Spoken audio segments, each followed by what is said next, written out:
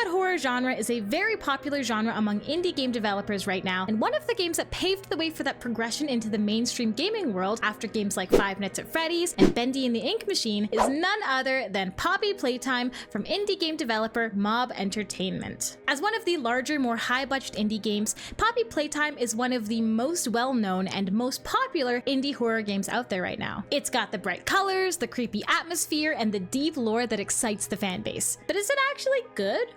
Let's talk about it. Hey everybody, it's Sumi here, and today we're taking a look at Poppy Playtime. We're gonna talk about each chapter individually, as well as the franchise as a whole from chapters 1 to 5. As such, this review will be full of spoilers, so please be aware. Let's see if Poppy Playtime is really all that. We're gonna start off with chapter 1, A Tight Squeeze. Chapter 1, released in October of 2021, begins with our first introduction to Playtime Co. as a company and the Poppy Playtime doll. The creepy, vintage-style recording is quickly followed by the setup of the game and the world. We find out that we were a former employee and we were sent a tape and a note saying that the other employees that have been thought to have gone missing a decade ago are actually still in the Playtime Co. factory and we need to find them. So, we do. We go and we begin the gameplay in the lobby of the Playtime Co. toy factory. Our first task is to use a visual puzzle to open a door and get access to our grab pack, the tool used throughout all chapters as our way of moving around the facility and interacting with objects. I think that the grab pack is a really clever idea as the player's hands for a couple of reasons. The first is that it means we're able to match the aesthetic of the world. We have brightly colored appendages that move like the world, interact like the world, and are effectively part of the world. It just fits better than regular human hands would, in my opinion. In Poppy Playtime, we start off with 0 clues as to who our player character is, by the way. We don't get a name, gender, race, age, nothing. We can assume that our character is at least 28 years old if it's been 10 years since everyone went missing and we knew that we worked there previously and we got attached enough to these employees to want to come back to the toy factory to find them, but nothing's actually stated explicitly. The other main reason that I like the grab pack is that I think it's really unique. I had someone say in chat once while I was streaming, I'd forgotten what Poppy Playtime was until I clicked on to stream and then I realized, oh, it's the hands game. It's a very iconic marker of the game and something visual that sets it apart from pretty much every other game. You see the grab pack, and even if you don't know that it's called a grab pack, you know that it's Poppy Playtime. Now back to the game, we use our newly acquired grab pack to open the door that leads us to our very first mascot, Huggy Wuggy. And let me just say, I love his design. He looks like a toy I can actually see becoming really popular. He's soft and fluffy and adorable when he's not trying to kill you. He's so bright and so colorful, and we come to quickly discover, also very dangerous. Him being the first mascot that we meet feels very fitting because he feels like a true representation of Playtime Co. as we know it in Chapter 1. His design is fun, but with a dark undertone of unease and discomfort. As cute as he is, I don't like looking at him for too long, and I feel the same way about some of the other environments in Poppy Playtime. It's so bright, yet also dingy and abandoned and decrepit, and most definitely a place I'd like to leave at the earliest convenience. I think that the developers do an amazing job at creating atmosphere in these games, which is so fun, because even in Chapter 1, you know, everything is great to look at. Everything is great to listen to. The sound effects are on point. Their very first thing that they put out is so good. And it's quite a bit shorter than a lot of the other chapters. I say a lot. It's shorter than every other chapter, with my most recent playthrough of the game only taking about 30 minutes or so. Doesn't mean it's necessarily super easy though. I think my first playthrough, it took me an hour and 15 minutes or so to get through. I do think I'm an outlier. I think most people did better than me and finished quicker, but what can I say? I'm not great at puzzles. Poppy Playtime is a horror puzzler, which is why I say that. Chapter 1's puzzles are super engaging, they're challenging, but they're thankfully not frustrating. I think that they strike a wonderful balance of fun and difficulty for what was essentially a demo, and I think that every chapter afterwards, they really did a great job expanding upon that. There's a great variety of challenges and puzzles in Chapter 1, and I really appreciated the variety of like electrical power tasks and searching for objects, and I thought it was great. And all the while, as you go through all these puzzles and areas, you're constantly reminded that you are not alone. Whether it be the slightest move of an arm in the shadows, or a face staring out at you from an entryway, or just the sounds of the room that you're in, you never forget that you're being watched and potentially hunted. On top of everything I've already said about the atmosphere and the visuals, the audio, and those constant reminders, the final chase scene is terrifying. I played the game once a couple years ago, and then again last year to prep for the video, and I still got the crap scared out of me. The way that you can hear Huggy chasing you from outside of the vents is awful, and then seeing him appear from different places where you want to go is horrific. Not to mention the amount of twists and turns and fake paths that it throws at you as you're actively being chased down by this creature. Like, it's crazy. This chase chase scene has become so iconic that when a new horror game comes out and tries to do a chase scene like this, people instantly compare it to Poppy Playtime. What's good about it too is that it's so simple. Your objective is obvious. It's to run. It's to not get caught by Huggy. The path isn't always right in front of your face, but you always know what you're trying to accomplish at every given moment of the boss fight, if you want to call it that. After we beat Huggy, we continue into the factory and find a case with a Poppy doll in it. When we open it, she wakes up, and that is the end of chapter 1. I think there is something to be said for early criticisms of the game before we knew a lot more about the lore, because I would hear things like, it just wants to be the next Five Nights at Freddy's, or scary stuffies, we've heard of that before, or nothing about this is actually frightening at all unless you're, getting actively chased. Therefore, it's obviously just made for kids. It's like a watered down version of a horror game. And I can't say much against that as someone playing from after the most recent installment. Like, I just know more about this game than I did back then, and I don't think that those criticisms are necessarily wrong for the time when they were written, or at least that they haven't become obsolete now just because of the present state of the game. Something that I heard someone say once was that horror, just like comedy, it's subjective. What scares me may not scare you, or vice versa, and that's fine. These are just my subjective opinions. You're free to disagree. In fact, I actually encourage you to disagree and write down in the comments your own opinions on Poppy Playtime. Now, some of the criticisms that I do have for chapter 1 roll into other chapters, so I think we should get to them and discuss those first. Let's go to Chapter 2, Fly in a Web. Chapter 2 was released in May of 2022 to a massive amount of excitement from the fan base that had been built from Chapter 1. It flaunted new mascots, longer duration, and new exciting gameplay mechanics. Chapter 2 begins where Chapter 1 left off, with Poppy now free from her case. You follow her deeper into the complex and are introduced to a new mechanic, using your grab pack to grab bars and swing from place to place. Chapter 1 introduced manipulating the environment with platforms, but now we can use them to travel. We can also use it to pull ourselves up tall structures where walking's not possible. We're led by Poppy as she explains that the way out of the facility is going to be on the train, which she has the code to activate. Fantastic! We have a way to escape! That is, until she's kidnapped by Mommy Longlegs, who's going to hold her hostage, which is a lot less great. Now from there, Mommy challenges us to play 3 mini-games in the game station in order to get the pieces of the code to escape the factory on the train. The first game is Musical Memory, which is basically Simon, where it calls out a color, you have to hit a button of that color, it'll repeat that color and then another, eventually creating a pattern. Bunzo Bunny, who is descending menacingly from the ceiling, will speed up his descent and eventually kill you if you take too much time or press a wrong button. The patterns grow longer, the options for color become increasingly more difficult, and then it just gets absurd as it adds in options like J and heart and pie. The final level of the minigame is the peak of absurdity, asking the player to completely disregard the puzzle and hit the emergency shutdown button instead. Personally, I loved this puzzle. It was my favorite in Chapter 2. I'm pretty good at memory games, especially visual memory games, so this one was right up my alley. I can't say the same for the second one,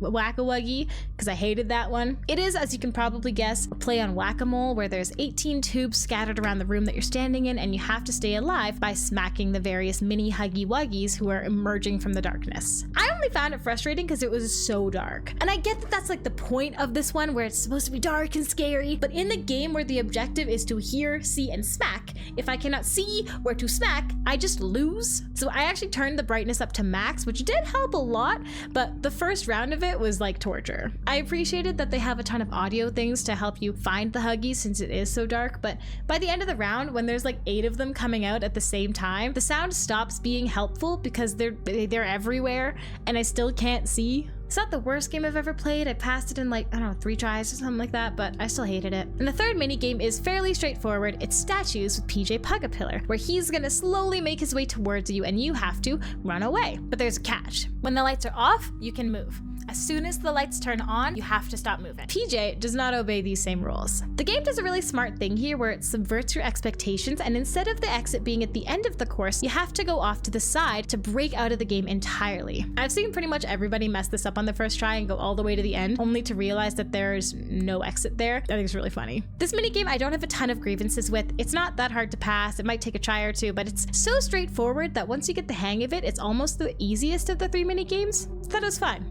However, the fact that we left this game and didn't complete the challenge sends Mommy into a full-on violent rage because in her eyes, we cheated. Which I mean, we kind of did, so.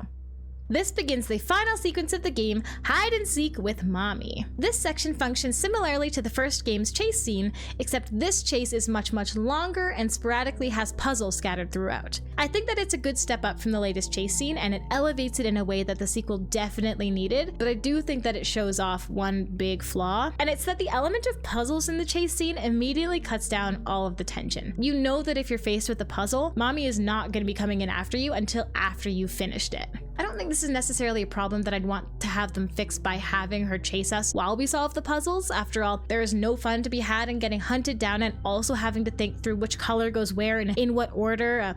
A flaw of future chapters that we'll get to later, but I do think that it's something to be noted. After we defeat Mommy Longlegs, we get our first look at the prototype with his hand coming out to steal the remains of Mommy. Now this is our first look at what would later become a large plot thread in the story and a huge antagonist, so this is super exciting. We return to the train and successfully activate it. It begins to take us out, but Poppy actually just straight up changes her mind, and instead of allowing us to leave, she takes us back into Playtime Co., this time going deeper and eventually crashing into something. Awesome.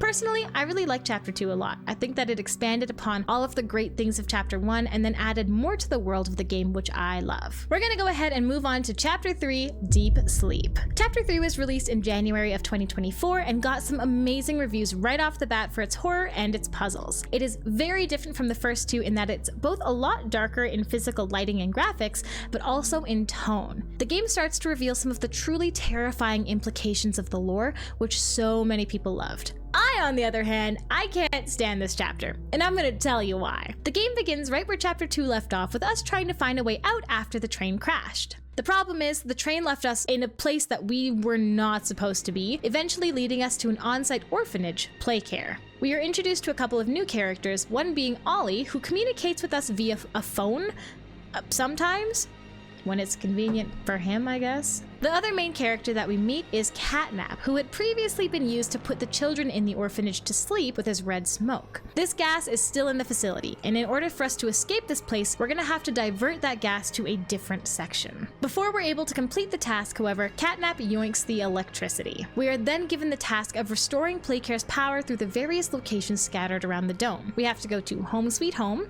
the schoolhouse, the counselor's office, and the playhouse. Each location has a different set of puzzles and tasks for us to complete to turn on the power once more and finish diverting the gas. Now this on its own sounds fine, and honestly for a lot of people it was fine. It in fact became one of the best chapters, some say it's the best chapter in all of Poppy Playtime. But for me, damn, this game was hard. Chapter 1 had fairly simple puzzles, mostly visual or search and find puzzles that were solved quickly. There was the odd one that tripped you up, but once you got it, it was fast. Chapter 2 upped the ante and introduced more challenging puzzles with the addition of a new hand mechanic that made things more interesting. They were harder, but still not impossible to do on your own. Chapter 3 seemed to take those notes and multiply the difficulty by 10. The puzzles in this game were so much more difficult to figure out, and I don't know if that's that the puzzles were actually that hard, or if it was the difficulty plus my frustration and general fatigue that made it even harder than it was intended to be. But I don't know, I think that part of what made so many of the puzzles so insufferable was that a lot of them happened in very confusing and twisty maps. The first one in Home Sweet Home had me getting lost multiple times because not only do you have to explore a fairly large map, but you also have to remember how to get back to a specific area in order to place batteries and turn on the generator. And then you not only had to do that once, but twice, with both times having different floors to work with, and the rooms are not mirrored. So it wasn't easy, but it was still somehow the easiest puzzle all game, because the schoolhouse had one of the most frustrating puzzles of this the entire franchise for me. In this section, former teacher, now demon, Miss Delight, is chasing you down after you turn on the generator, which is fine, it's whatever.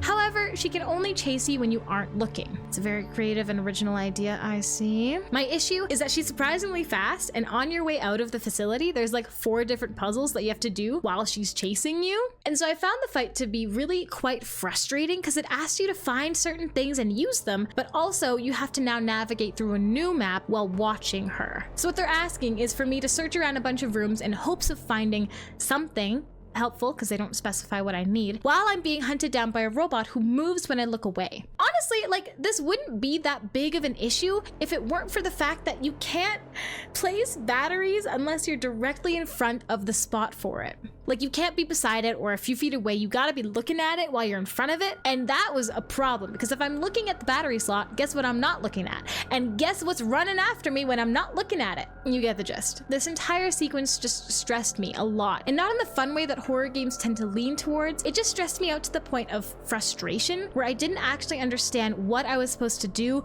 or how I was supposed to accomplish tasks while keeping Miss Delight in my line of sight. And I understand now that for the most part, you can kind of just sprint around and not worry about her as much as long as you don't take close corners, because fun fact, she will actually adjust her path to intercept you. She doesn't just follow the trail that you take. But as a player, the first time doing it, I don't want her chasing me. Like, it is already scary. You did your job. I don't want her chasing me. I just want to be able to do the puzzles and accomplish the tasks without having there be like 4 things to keep track of at the same time. Like, it felt like a lot for me. This chapter also introduced 2 new hands. We've had the purple hand and the orange hand to join our green hand. Purple hand is used to jump on pads to propel you to new locations that you can't reach by just jumping normally. And orange hand is a flare gun used to keep away ruined critters, our next foe.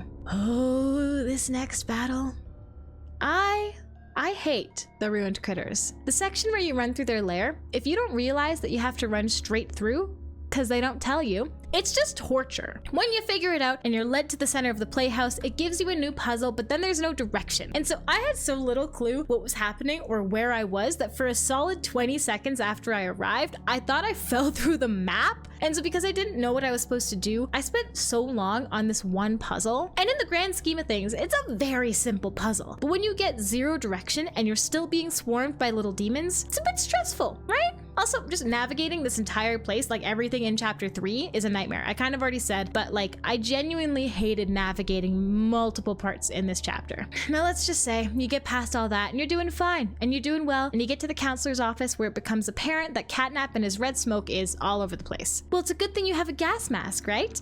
Wrong. The gas mask isn't gonna help you. It's just gonna make you blind. And you're a fool if you thought for a second that they would allow you to breathe and see at the same time. As if. In all honesty, I really didn't like that the mask that they gave us obscures so much of our vision. It's already hard to navigate with it on in clear air, but then add in literal red opaque smoke to that. Great, now I'm legally blind. And also, by the way, you can't just be blind. No, here, have a puzzle where you have to search for objects. So let's say you pass all the other levels, you pass it, and you make it to the boss fight. Surely, it's not another chase sequence, you say, begging on your hands and knees. Please, God, not another chase scene. You'd actually be right about that one, and I do give it props for that. I give it props for spicing it up a little bit and allowing our final face-off to be something other than a chase scene. Now the problem is, they can't just take the win and run with it. No. They have to crank the difficulty up to max. Because unlike the other fights where it was very clear what you had to do at any given moment, whether that be run or solve a puzzle or run again, in this one, it's not always obvious what needs to happen. They actually had to add voice lines from Poppy post-launch explaining the boss fight to the player because it was literally so unintuitive what the objective was, and previously, the instructions were really easy to miss. In this fight, there are 4 corridors that Catnap could come from at any time. The only way to prevent him from killing you here is by deterring him with red smoke. Some of the hallways have batteries that power the smoke walls, others have to be activated by the player with the green hand. The power thingies are secluded in a small room off to the side that you need to use the purple hand in order to access. Now, while figuring all of that out, on top of it all, the room is full of red smoke, which means that now we're hallucinating Catnap all the time. You have to use the orange hand to test whether or not the Catnap you're looking at is real or not. And on top of that, you're trying to charge a very specific power outlet thingy with batteries, the same batteries that you also need to power the smoke and electrical outlet for the side room. So, for 3 minutes, you have to keep an eye out for Catnap, test if Catnap is real with the flares. You gotta figure out what hallway you need to block off and which smoke outlet you gotta use. If you need to use the side room, you have to swap to the purple hand, jump, swap to the green hand, grab electricity, give it to the right receiver, and then occasionally you gotta remove one of your only sources of protection, one of those batteries, to charge the center console, and then also start watching above you because he's coming from the ceiling now too. And of course, last but not least, you can't lose your mind. I hated this fight. I hated everything to do with it. I couldn't figure it out. I couldn't figure it out for the life of me. I actually had to go and like search up the answers. That's the only reason I passed this fight. I watched a video by the creator Fox on how to essentially keep him in a state of limbo for the majority of the fight because the entire thing was so tedious and I was so over it. So thank you, Fox. You are my hero. And essentially, that's how I felt for a lot of Chapter 3. A ton of the tasks just felt tedious.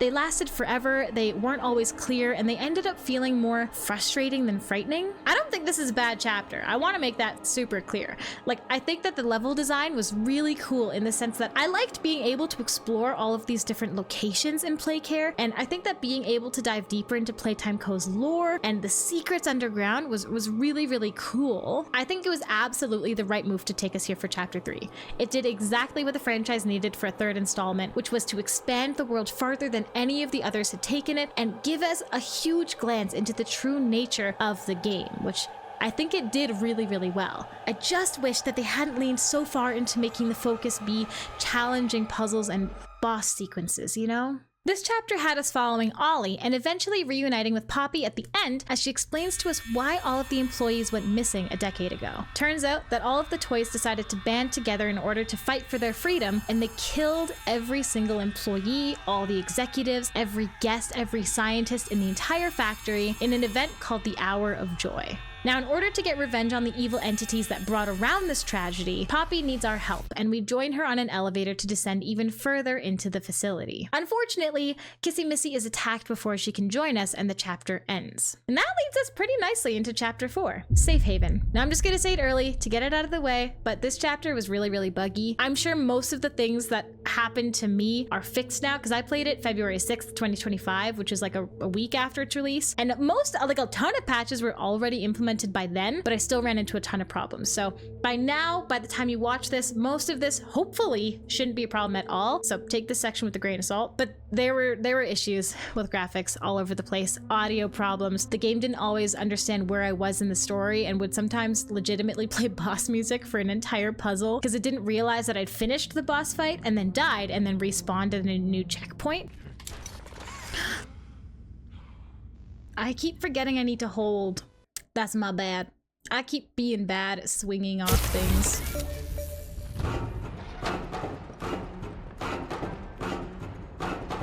What?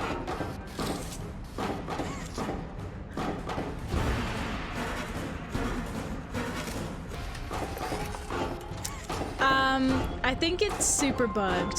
I'm not sure why they released the game when they did, to be honest. It kind of felt like it wasn't done, but they put it out anyway to satiate fans, and it backfired a lot. And I'm just gonna put it out there. I, as a player, would always rather wait an extra month or two for a game than to play a broken one earlier. So things like that, they significantly impacted my view of the game, but I just wanted to get that out there first, and we could talk about the rest of the game as it is, because most of that stuff is probably irrelevant now anyway. Let's talk about Chapter 4 itself. Chapter 4 has us continuing exactly where we left off on the elevator with Poppy after Kissy Missy is left behind and attacked. We have to find a way to escape this place, but now we are much further underground than we would have liked. Now deep underground, we realize that we've entered a new area of the facility called the prison. And not only is there a prison down here, but we discovered that there is a place called the Safe Haven where survivors of the Hour of Joy are taking refuge. Here, we meet Doughy the Doughman, an ally of Poppy's. Throughout the game, we learn more about the prototype, which is the big evil antagonist that's been hinted at over the last few chapters, and we discover that all of the living toys that we see were previously human beings. Most of them were orphaned children that were turned into creatures by the scientists at Playtime Co., specifically one known as the Doctor. Awesome.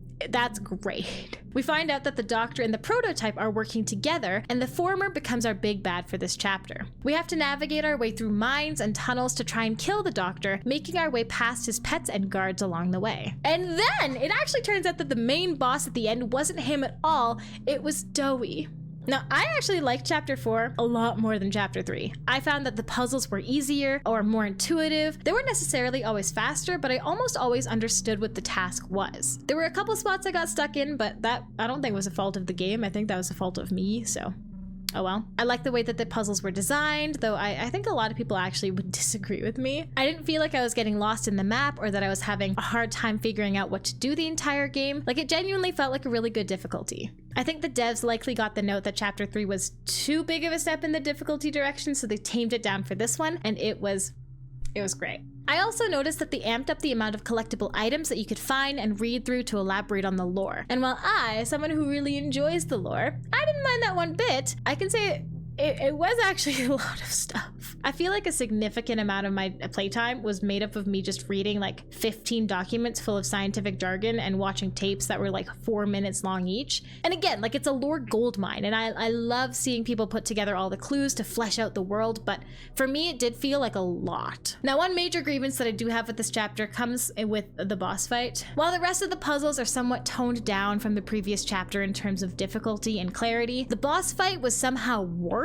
You're fighting Dowie and you're told that there's canisters of what I'm assuming are liquid nitrogen that freeze him. Your task is to freeze him by shooting the canisters and then saw him to pieces 3 times. However, you are not told that you can knock the canisters down, and if he runs into them, they'll stick to his face and you can time your shot way better. So instead, what I ended up doing was running around desperately looking for canisters that are next to saws, since not all of them are paired together, and you can't really pick them up, and because it was really glitchy, especially during the boss fight for me, you can't depend on being able to drag them around. So unless you figure out that they stick to him, you're kind of hooped. So I had to rely on chat to tell me what to do for this one for a lot of it, because it was really unclear how to beat him. And I'm not gonna lie, the rest of the game was glitchy, but like in an I can work with this kind of way. But this fight, like, I didn't realize how good I'd had it for all of the other glitches. This boss fight was so bugged out, it kind of felt impossible. Like, at some points I worried if I'd be able to finish the game at all, because the boss he'd freeze in place, or he'd be walking into a wall and I can't trigger him to walk again, so I'd get closer and oh, actually you're dead now. The flare mechanic would just not shoot the canisters even though I was aiming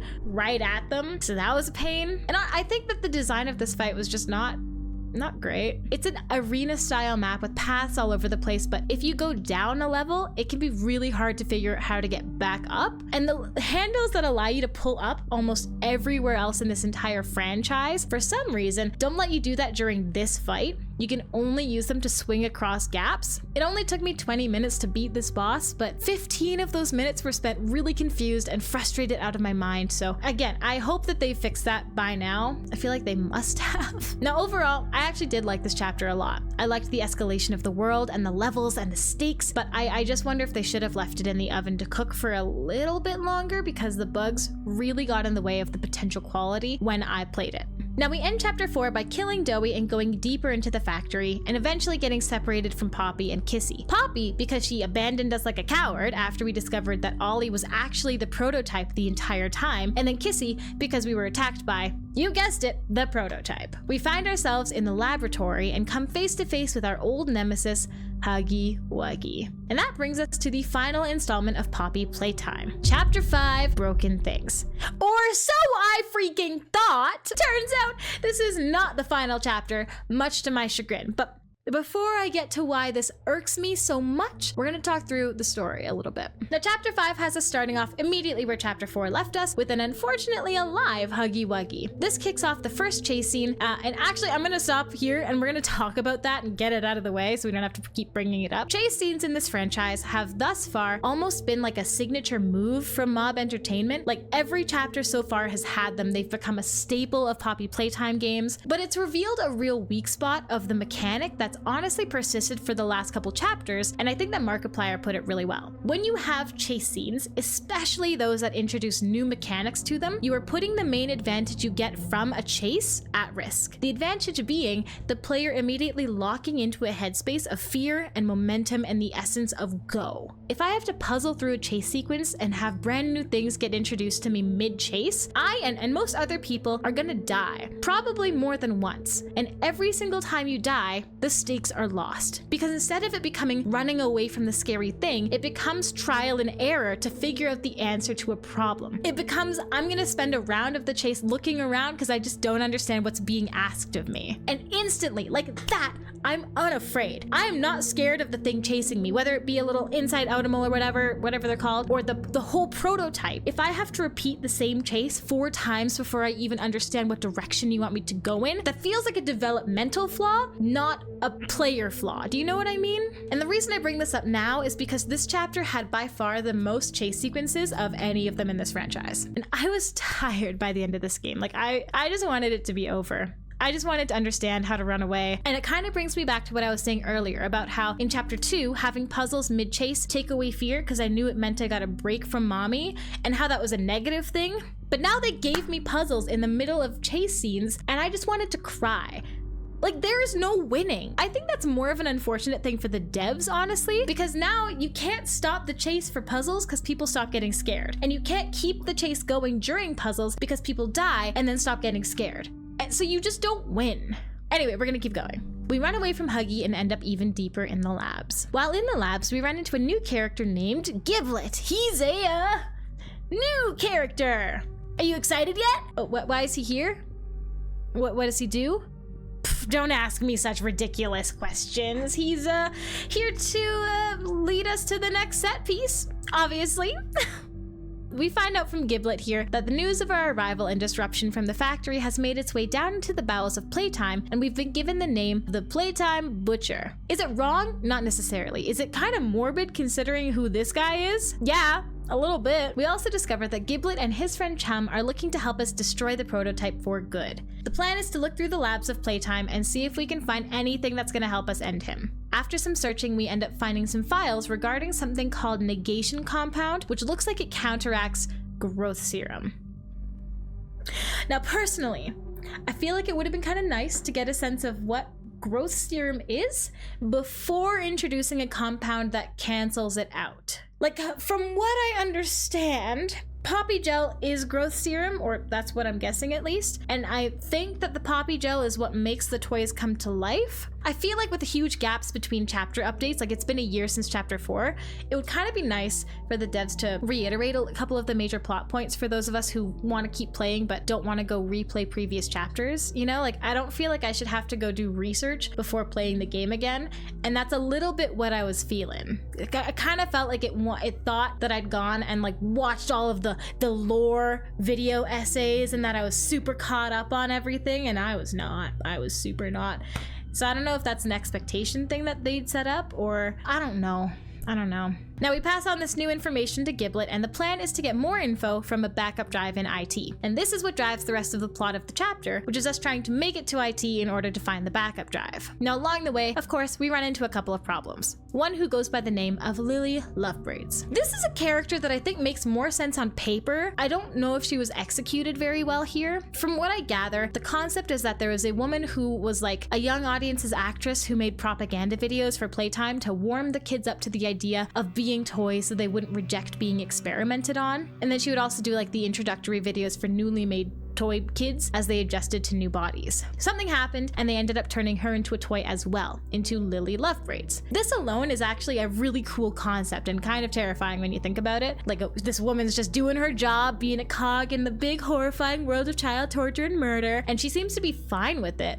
Until something happens and she's subjected to the same fate, doomed to lose her agency and her identity forever. Like, that's awful. But I feel like it lacks the foundation that I think would have made it truly impactful. Because she is a character, not just Lily Lovebraids, but Miss Gracie, the human being, kind of came out of left field. Like, she just started showing up this chapter. And I kind of get that you can't set her up too far in advance without risking spoiling stuff, like the whole kids are being turned into toys plot reveal that we didn't really get till chapter 4. But I think that it would have been nice to have some stuff in maybe chapter 4, like teasers or appearances from Miss Gracie, just to give us the idea of her earlier so she doesn't just pop up and then disappear in the same chapter. I don't know, all it did for me was show me a new character with a neat backstory and a decent design, and we meet for like an hour and then she dies.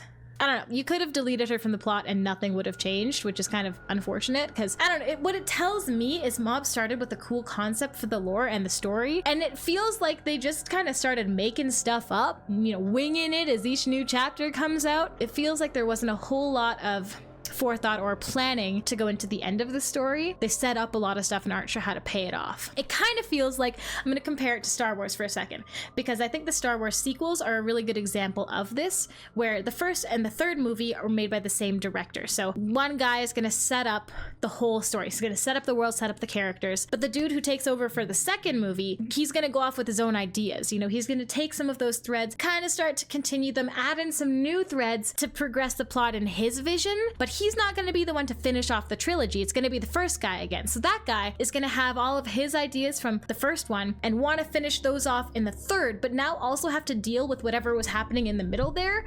And you end up getting like competing visions where you are not able to pay off everything you set up because you end up messing up the plot or adding in too many things from two people with very different ideas of where this needs to go and how it all ties together. And I think we're starting to get some of that in Poppy Playtime, because I found out recently that the guy who directed the first 3 chapters was not involved in chapter 4 and 5, which I think is starting to show a little bit. So I'm not sure where it's going to go for chapter 6. I'm not sure how they plan to continue all that. There are only 2 things that Lily did that actually affected the plot, and one was that she kidnapped Poppy and Kissy, who we then free like immediately, and then the other is that Lily's tea party, which is like the whole point of her section, is where the game finally introduces the prototype for the very first time. I'll admit the prototype's reveal is done really well. He was terrifying with it was like the right amount of dramatic flair and horror. He was scary and I loved it. I felt really bad because I found out a ton of people got his design spoiled for them before the chapter came out. I managed to mostly avoid it, although Sheep Rampage, I'm actually blaming you because you started putting Prototype's face in thumbnails and I wasn't done playing yet, and I was like, I was so mad about it, so I blame you. I blame you. This whole reveal kicks off the final leg of the chapter where we escape with Kissy and a now broken Poppy thanks to the prototype and run into Huggy Wuggy again. Now he and Kissy reunite and it's actually a really sweet and touching moment until...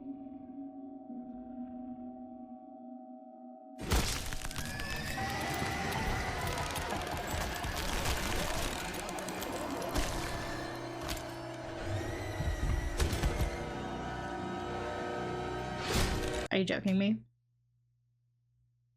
Like, are you serious? You're gonna spend an entire chapter making me sympathize with Huggy through various memories and scenes, and then you're not just gonna kill him, but also Kissy Missy? You're gonna kill off my favorite girl? Like, I guess it was well executed or whatever. That's probably not the right choice of words. I guess it was well done if it made me feel stuff. I'm just also mad and kind of sad and disappointed at the same time because I loved Kissy. I loved her so much and now I'm sad. Anyway, now the prototype is chasing us and Giblet and Poppy because Giblet's back now. And then he kills us and he tosses us in some Poppy gel and then he takes Poppy away. And then we're saved somehow? A Giblet shocks us back to life? I'm not gonna lie, this entire part is really confusing and people can't seem to agree whether or not it was us or Poppy who got thrown in the gel, which does significantly change the implications. I personally think that the prototype threw player in the Poppy gel and we died and then we got rescued, because otherwise, if he threw Poppy in the gel, we got fully impaled. I don't think getting a little electric shock is gonna save you from impaling, so I think it had to have been us, but to be honest, I don't know. Now after that, we do find the IT room and we get the big reveal that the doctor is still alive and that this is not the end of Poppy Playtime.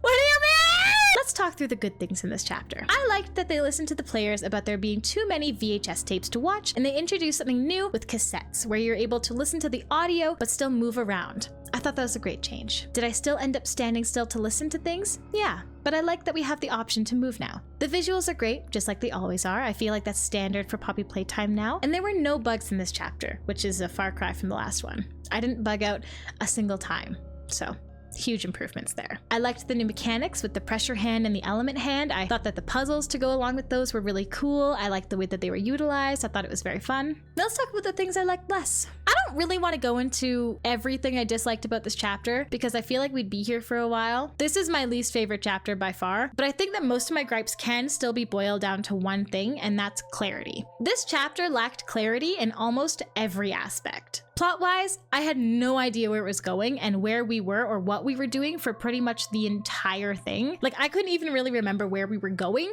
until we were in the data room at the end of the chapter. So a lot of it felt like we were just aimlessly wandering through the factory looking for something. It also felt like chapter 4, which, you know, answered a lot of our questions about lore and story, was just not followed up by this one. Like, it set up that there's all these orphans that we're down here to rescue. Oh yeah, they're actually dead now, so that's not a goal anymore. Don't worry about it. Oh, okay.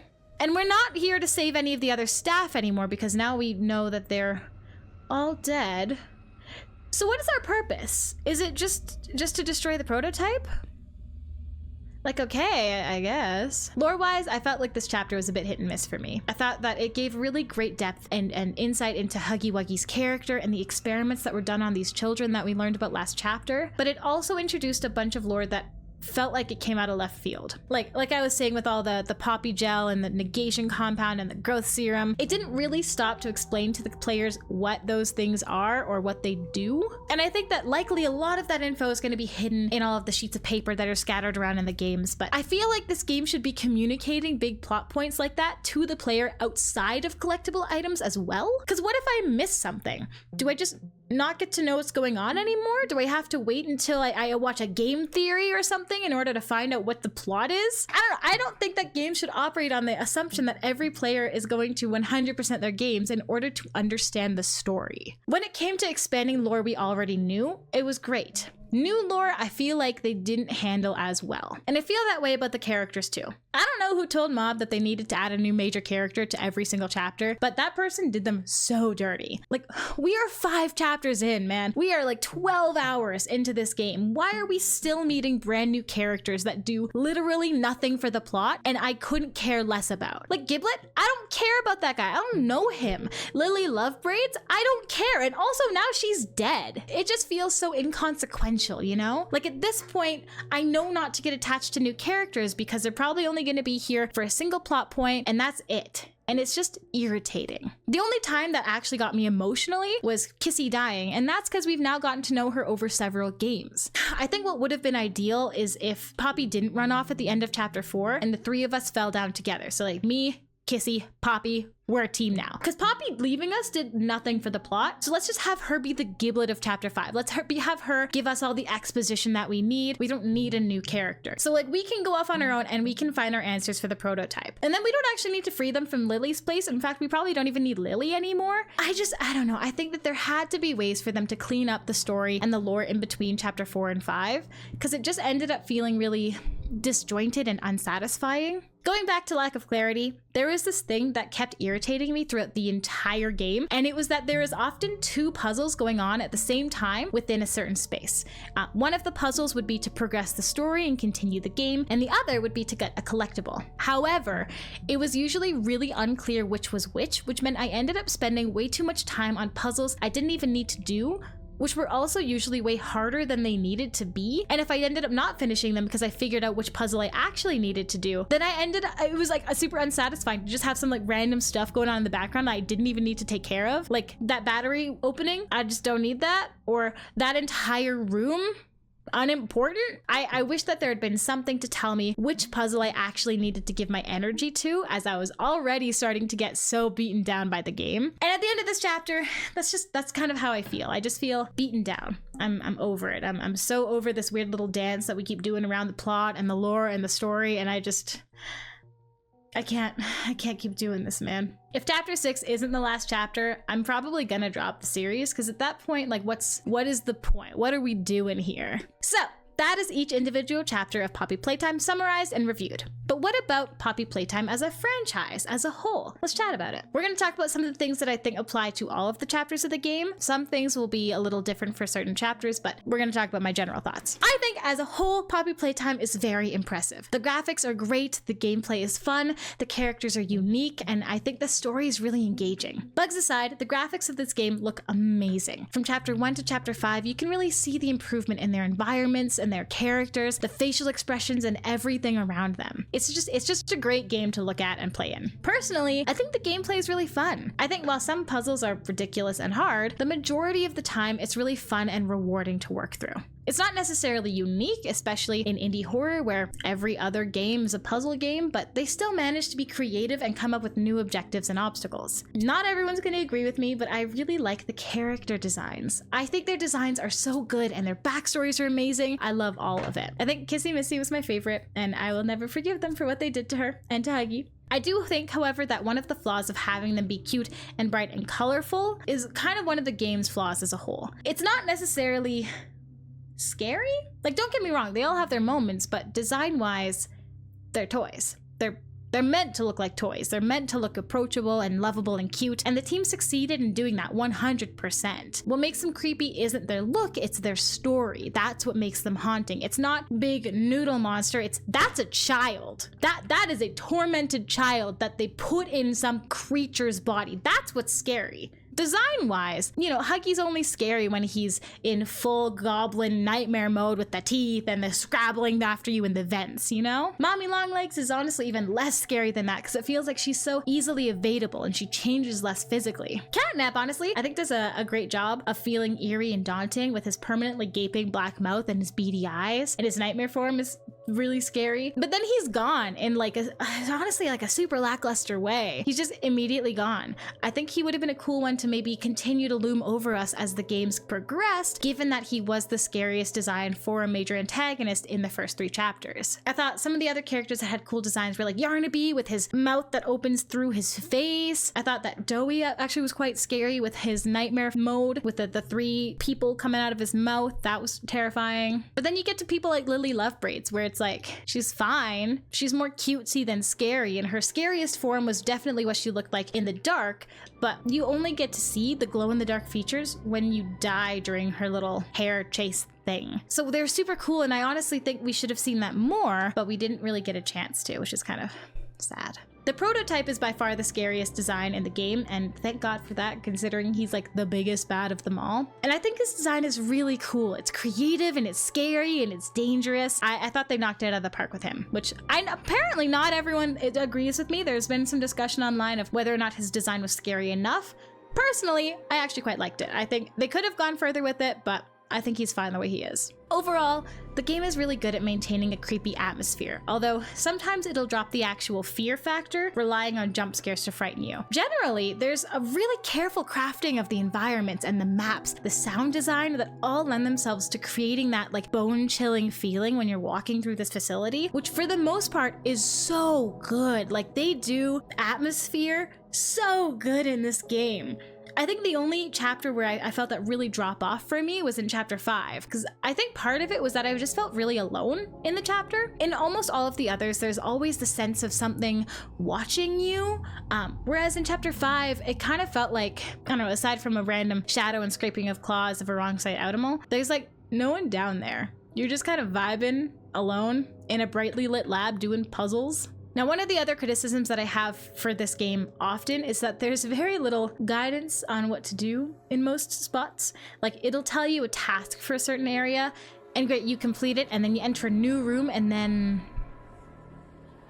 what? For example, in chapter 1, when you finish turning the power back on in the toy production area, then what do you do? It's not super obvious that you need to turn on the machines because it doesn't tell you that you're supposed to. In chapter 3, it doesn't tell you you're supposed to run past the ruined critter area. It just shows you that the flares scared them away. Chapter 4, it doesn't tell you where to go after getting all the batteries during the Doctor's Maze challenge. If there's a puzzle that needs to be completed, often that becomes obvious. But if it's not a puzzle, then the trigger for the next event may go unnoticed, which can be frustrating. I don't want to just criticize the game though, I genuinely do like it a lot. I love Poppy Playtime. I've got grievances, you know, no game is perfect, but I've really enjoyed playing it over the last couple years, and most of that has definitely got to be because of the lore. This game has some of the most intriguing and engaging lore of recent mascot horror games. It took the generally unsettling story of a toy factory that shut down and turned it into something truly evil and sinister. Learning the truth about how the mascots came to be is genuinely chilling when you think about the implications, and hearing the tapes and reading the reports and all of the other documents, it only solidifies that. The story is solid,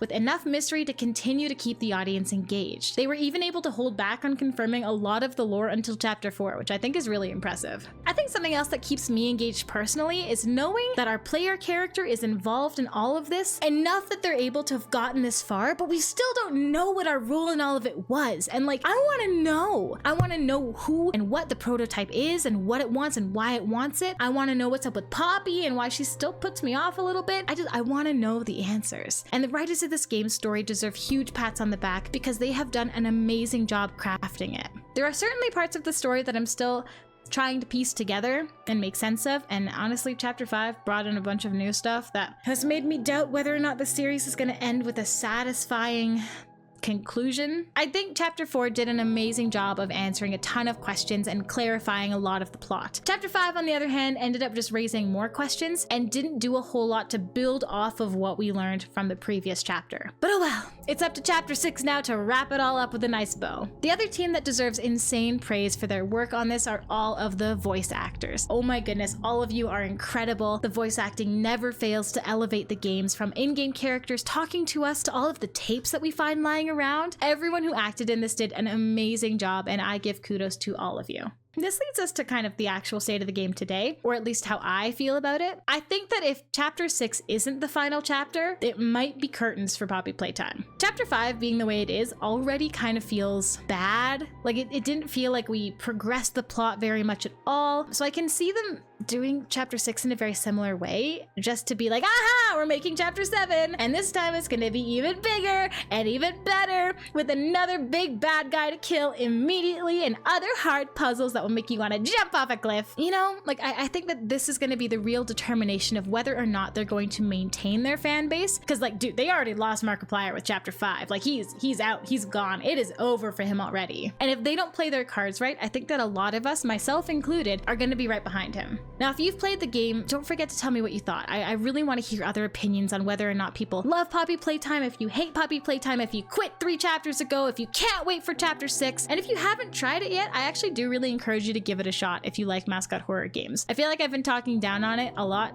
this review, but I really do like this game, and I think that it deserves to succeed. I think it deserves the attention that it's gotten. There's just a couple of kinks that they still have to iron out, you know? Now, those are my thoughts on the franchise. Again, you can disagree or agree, but I hope that the next installment is going to wrap it up in a way that makes it feel like we are going to be glad to have spent this time playing and learning about the lore and the characters, and that all of that effort and energy we've put into it will be returned in kind. If you want to see some playthroughs of mine of Poppy Playtime, I do have a couple of the chapters up on my alternate channel, SumiGames Plus, so you can go check out chapter 3, 4, and 5. As always, if you enjoyed the video, make sure to like and subscribe. It really helps out the channel, and I hope that you have a great rest of your day or night or whatever time it is for you, and we'll see you in the next one.